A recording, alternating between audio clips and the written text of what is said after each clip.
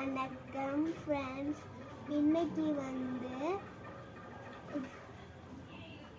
பார்க்க போகிறது இது உப்பு தண்ணியில் நான் 2 இது எடுத்துக்கிட்டேன்.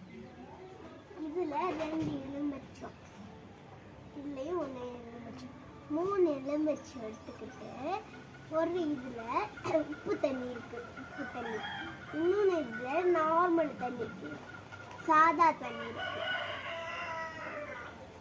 ஒரு லெமனை உப்பு தண்ணியில் போட்டேன், இது மதக்குது.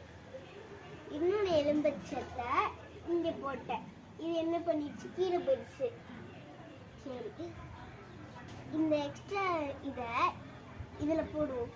உப்பு தண்ணியில் போட்டாச்சு, இது மதக்குது.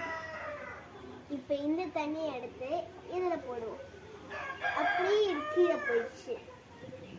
ஸோ உப்பு தண்ணி மிதக்கும், எது போட்டாலும் மிதக்கும்.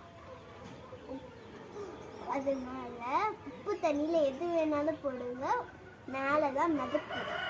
அதோட நார்மல் சாதா தண்ணியில் போடுங்க, இது எல்லாமே கீழே போயிடும்.